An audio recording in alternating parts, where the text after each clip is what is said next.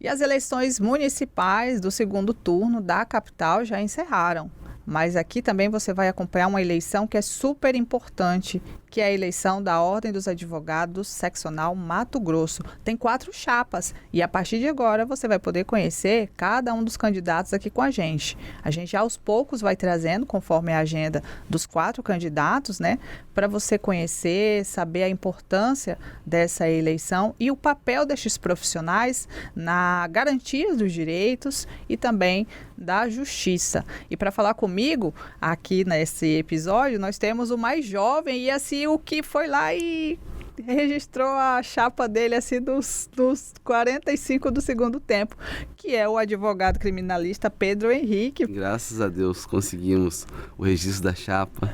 É um desafio muito grande registrar a chapa na OAB, porque são 116 nomes, 50% de homens adimplentes com a ordem, 50% de mulheres também adimplentes, 30% da cota racial. Eu preciso que o Conselho Seccional seja composto por advogados e advogados com mais de 3 anos.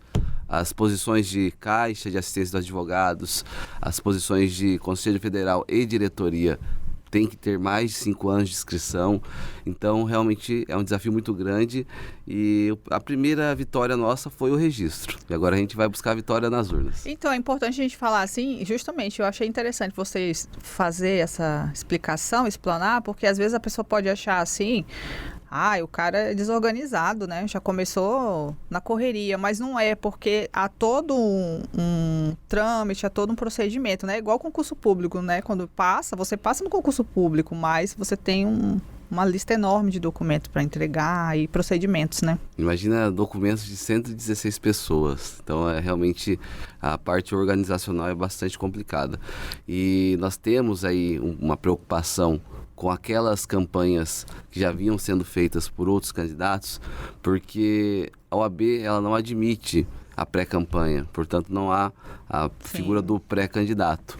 E a única chapa que realmente observou o regramento do provimento das eleições da OAB foi a chapa 4, por isso que a gente fez o registro por último. As outras chapas já estavam se organizando há 1 ano. E você é o mais jovem entre os candidatos. Sou mais jovem, mas tenho talvez mais serviços prestados que muitos que colocam o nome, não só como presidente, porque a gente não vota só no presidente. Nós votamos na chapa inteira. Quem é o seu vice? Armando Cândia. Armando Cândia é um advogado muito experiente, mais de 20 anos de atuação, um advogado que atua no agro, já foi juiz eleitoral, um advogado que tem uma dedicação muito exclusiva para a advocacia, ele tem o compromisso com a advocacia e esse é o perfil da nossa chapa. Advogados e advogadas comprometidos com a advocacia. Por que chama, como que é? Silva Freire? Silva Freire. Silva Freire foi presidente da OAB, 85, 87. Silva Freire ele era um intelectual aqui do nosso estado. Silva Freire era poeta. Silva Freire era advogado criminalista. Como sou advogado criminalista, nós tivemos a ideia de homenagear esse advogado, que foi o último criminalista a presidir a OAB, e colocar na nossa chapa, como premissa do nosso projeto, o resgate daquela OAB do tempo de Silva Freire, olhando para o futuro com uma chapa renovada, uma chapa jovem. Então, aquilo que o Silva Freire entendia como basilar, como essencial, como necessário para a OAB, é o que nós vamos resgatar com a chapa 4, com a chapa Silva Freire. Quais são, assim, as principais propostas que vocês, eu vejo que tem um propósito, né? Essa chapa, o nome da chapa já tem ali um propósito e um peso, como você está mostrando para a gente.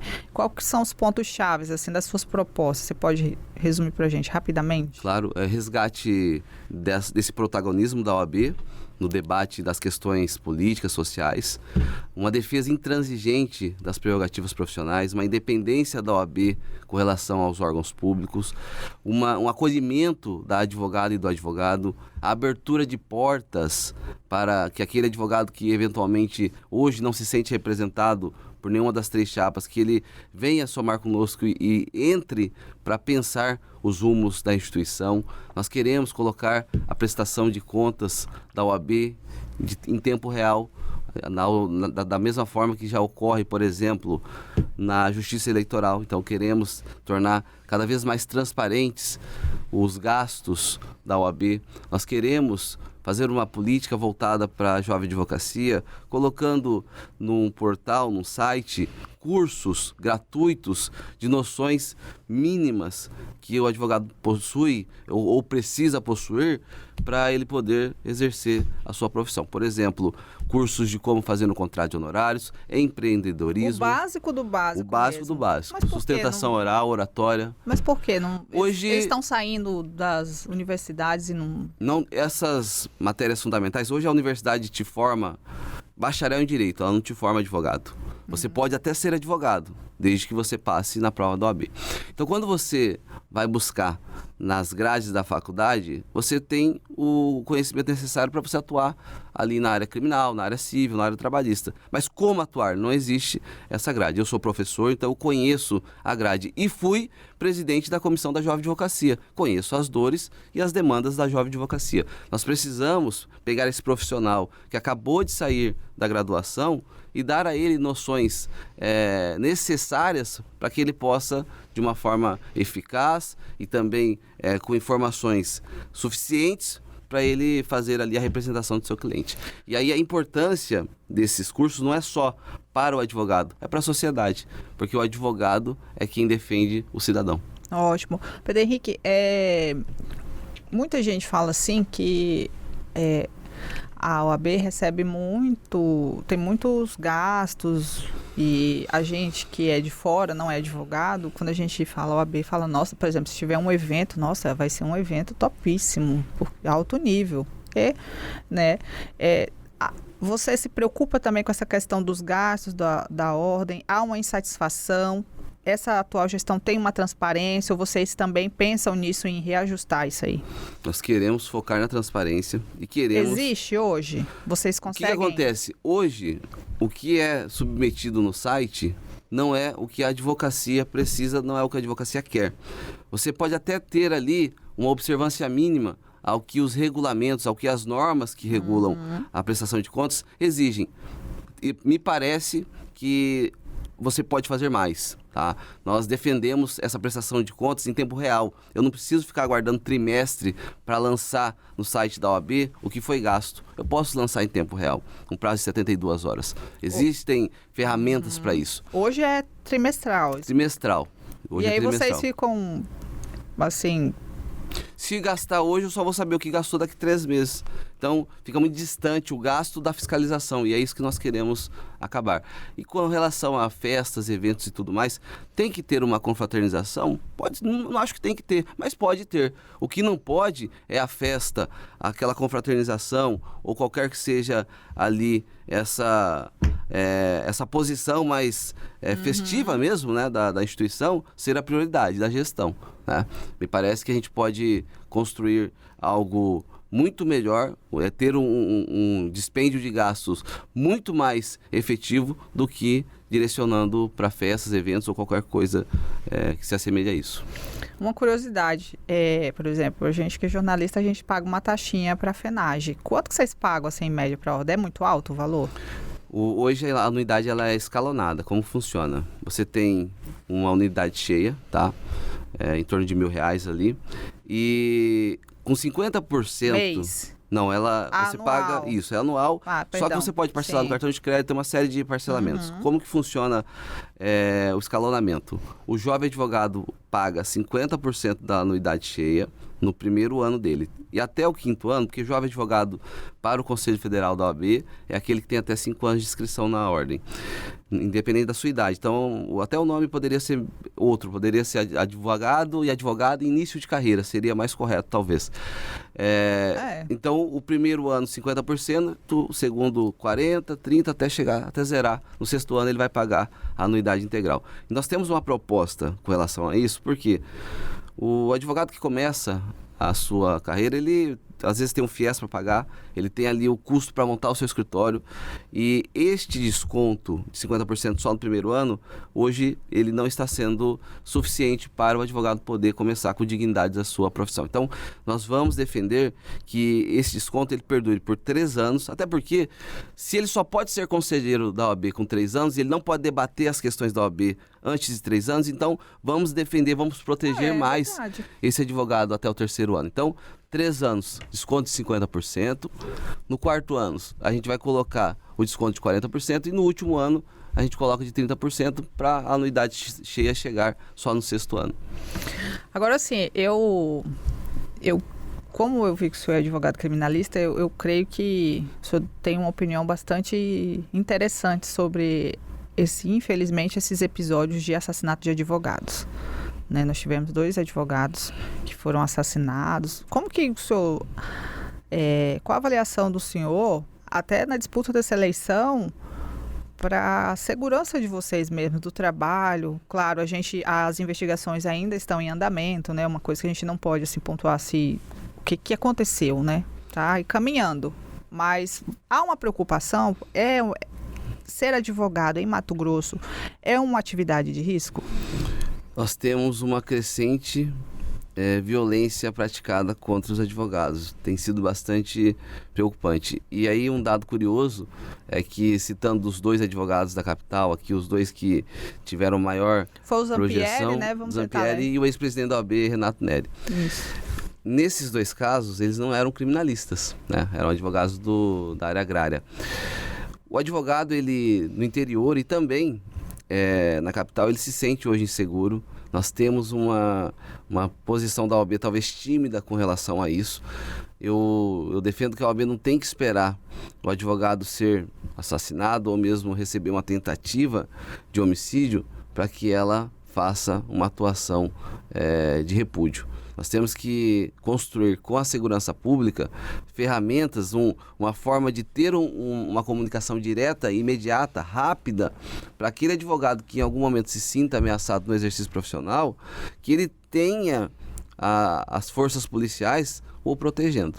Então... Como seria? Vamos lá, porque senão o povo vai falar assim, agora o advogado vai querer segurança particular. Não, como que seria? Se um promotor ele é ameaçado de morte porque ele acusou um líder de uma pessoa acusada de ser do crime organizado, o Estado vai colocar uma viatura na frente da casa dele, o Estado vai prestar a ele toda ali a segurança que ele necessita. Agora, o advogado, não necessariamente. Quando nós entendemos que a OAB, ela defende a advocacia, e quando eu entendo que a advocacia é essencial para a administração da justiça, e quando eu concluo que sem justiça não há Estado democrático de direito, eu consigo verificar que o advogado ele é essencial para a concepção de Estado, a concepção jurídica do Estado brasileiro e do ordenamento jurídico. Se eu não protejo esse advogado como protejo um juiz, como protejo um promotor, eu estou vilipendiando a própria justiça. Então, a partir do momento que esse advogado ele leva conhecimento da OAB que está sendo ameaçado, a OAB tem o dever de abraçar esse advogado e, com a sua força, com o seu protagonismo, com a sua independência, cobrar das autoridades públicas, da segurança pública, que prestem a segurança necessária para esse advogado. O senhor acha que no caso acho que foi do Neri, houve essa falha? Eu não conheço a comunicação de fato que ele fez porque isso aí é sigiloso. Rodou nos grupos de WhatsApp alguma coisa, mas eu não vi, confesso aqui, que não chegou a conhecimento meu, porque é sigiloso, qualquer pedido dele de segurança, não sei se teve, tá? Se ele pediu e a OAB se omitiu, a OAB falhou. E é isso que nós não admitiremos. Entendi. E é uma profissão, por exemplo, o senhor tem na sua chapa um advogado dessa área, né? Da questão do agro, que é uma área que em Mato Grosso ela é bem, inclusive eu acho até que o nosso estado deve ser bastante buscado por produtores rurais, por grandes produtores, empresas que trabalham com isso.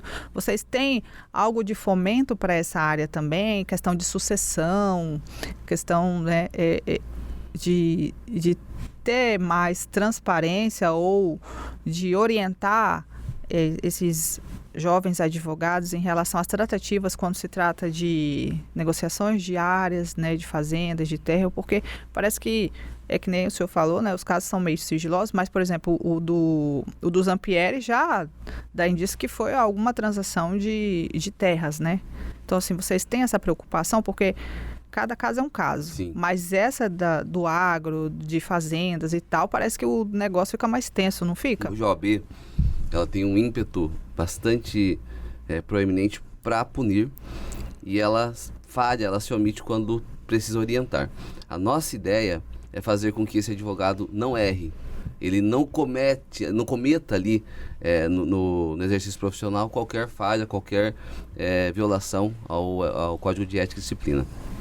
Quando a OAB, ela já no estágio inicial da profissão do advogado, leva a ele noções de ética e orienta como atuar nas áreas específicas, como a área do direito agrário, a OAB está, antes de punir, fazendo ali a capacitação e a orientação para que ele não incorra em situações que podem desdobrar em crime ou em algum ilícito administrativo. Então, é papel da OAB fazer esse direcionamento inicial.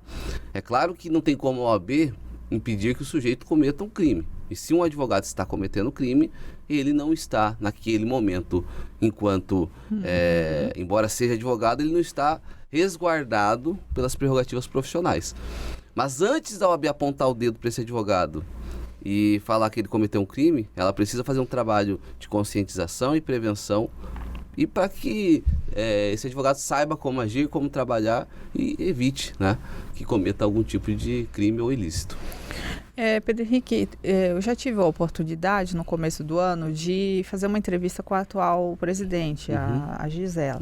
E aí, na verdade eu não fiz, eu acompanhei a entrevista dela e ela foi questionada a respeito das redes sociais, né? Inclusive nós temos um advogado em Sinop, né, que é o Marcos Vinícius, inclusive é um colega, já entrevistei ele, e ele é jovem, né? Ele faz parte desse hall agora, dessa safra, e ele chegou, né, a ser acionado várias vezes pela ordem devido posts. Você na sua campanha tem algum ponto para isso? Porque rede social não adianta, não tem como ignorar, né? Você ter uma rede social, você mostrar seu trabalho na rede social. Vocês já olharam para isso aí? Porque, tipo, caso você seja eleito, vai ser uma situação que a sua chapa vai ter que lidar, né? Você já pensou? O provimento da publicidade, eu tive a oportunidade de discutir a sua criação. Quando eu fui presidente da Comissão da Jovem Advocacia, os 27 presidentes jovens das 27 unidades federativas, eles se reúnem no Colégio Nacional de Presidentes Jovens. E esse provimento foi discutido lá, nós discutimos muito, fizemos proposições para o Conselho Federal e tivemos a cautela dessas questões que envolvem as redes sociais. Então, eu conheço o provimento e sei o que ele precisa ser melhorado. Eu vejo que esse provimento ele não consegue acompanhar a velocidade das redes sociais. Eu vou fazer aqui um relato só para a gente entender como que funciona. Antes da criação desse provimento, era um provimento de 2000, salvo engano, em que na época não existia nem Orkut. Então o que regulava a publicidade era um provimento que não estava adequado às redes sociais. E ele perdurou por mais de 20 anos, aí ficou muitos anos em vigor. Com a evolução das redes sociais, esse provimento que hoje regula a publicidade nas redes sociais, ele veio a ser criado, enfim. Só que ele foi criado em um momento, um ano depois já estava tudo diferente. Então, o que pega hoje, o que talvez seja uma dificuldade de aplicação desse provimento adequado e justa, é a ausência de acompanhamento daquilo que as redes sociais vão colocando com aquilo que ele acaba engessando muitas vezes. O impulsionamento, por exemplo, ele pode acontecer? Pode, mas não pode ter abuso do poder econômico. E é um critério subjetivo. Um outro ponto, ganhei uma liminar, posso fazer uma publicação no meu Instagram, mas uma liminar deferida, cliente satisfeito? Não posso. Caracteriza o quê? Se o advogado fizer isso? Ele vai infringir o provimento porque tem autopromoção, ele ele não pode divulgar o resultado das causas que ele atua. Se ele soltou um cliente... Não pode. Alvará expedido, cliente sorrindo, qualquer coisa do tipo. Ele pode fazer ali uma publicação fazendo uma sustentação oral? Pode. Ele pode fazer uma publicação fazendo um podcast? Pode. Ele pode, de alguma forma, divulgar o seu escritório? Pode. Aí Ah, mas se ele tiver um avião, ele pode colocar, subindo no avião dele, todo plotado com a identidade visual do escritório dele? Pode? Não, não pode, porque o provimento veda e a palavra é ostentação. Né? Mas se ele tiver o avião dele, não tiver a característica do escritório, for do avião dele, é o jato dele, ele na pode. publicação ele está dando ênfase porque que está subindo no avião, ele pode ter dor de cabeça. Porque nós temos aí, inclusive, eu estou muito ansiosa para quando esse advogado vier, você vai me lembrar, você sabe com o que eu estou falando, que eu não estou me lembrando aqui. Ele é de São Paulo. Nelson Williams? Isso. Uhum. Então, tipo assim, ele é um cara elegantérrimo, né? Você vê a abotoadura. Eu acho ótimo, assim, o Instagram dele. Ele, né, vende essa imagem. Ele meio que não deu, assim, uma abertura para... Então, ó, ele veio para Mato Grosso e a presidente da OAB Mato Grosso recebeu o Nelson Williams lá na OAB. E me chama a atenção porque o Nelson Williams, ele posta avião, posta tudo. Nunca vi, não tenho conhecimento se ele já foi acionado no Tribunal de Ética e Disciplina, mas outros colegas que também fazem isso não foram recebidos na OAB. O nosso amigo lá de Sinop tem um carro de luxo, postou, deu o maior BO pra ele. O provimento, ele é muito controverso, tá? É um provimento Precisa rever. Precisa rever e assim... Eu entendo que a profissão não pode ser mercantilizada e também não pode haver uma banalização da imagem da advocacia. Eu entendo isso. Só que também você impedir que o sujeito ele divulgue o que ele conquistou, eu não vejo que é o melhor caminho. E pior do que isso, punir, porque ele está na rede social dele, divulgando até mesmo questões pessoais, questões que não são atreladas à advocacia, porque pode acontecer também de ter esse desvirtuamento da postagem, né? Eu vejo que o provimento ele precisa ser revisto.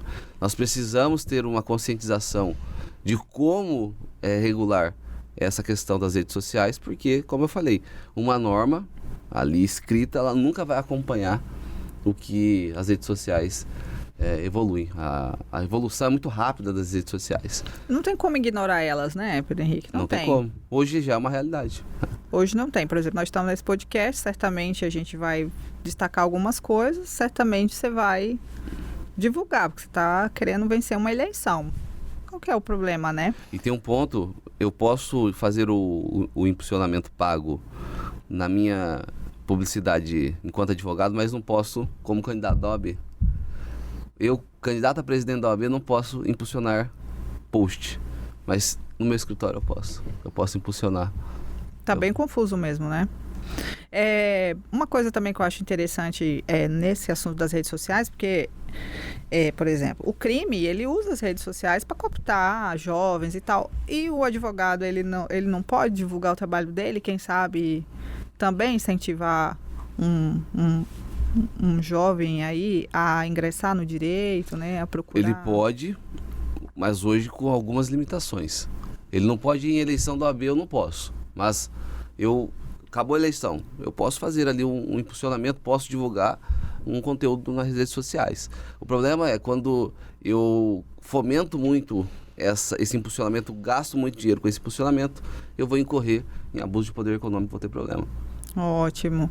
Olha, Pedro, eu adorei conversar com você. Tem mais alguma coisa, consideração que eu deixei de falar? Eu acho que você fica à vontade por esse minuto. Nós queremos fazer uma campanha limpa, uma campanha propositiva. A ideia da Chapa 4, da Chapa Silva Freire, é tornar a OAB novamente respeitada, fazer com que a OAB seja vista como uma instituição forte, uma instituição independente. Nós queremos que a advogada e o advogado deste Estado, quando perguntarem qual a sua profissão, que sintam orgulho de responder: eu sou advogada, eu sou advogado.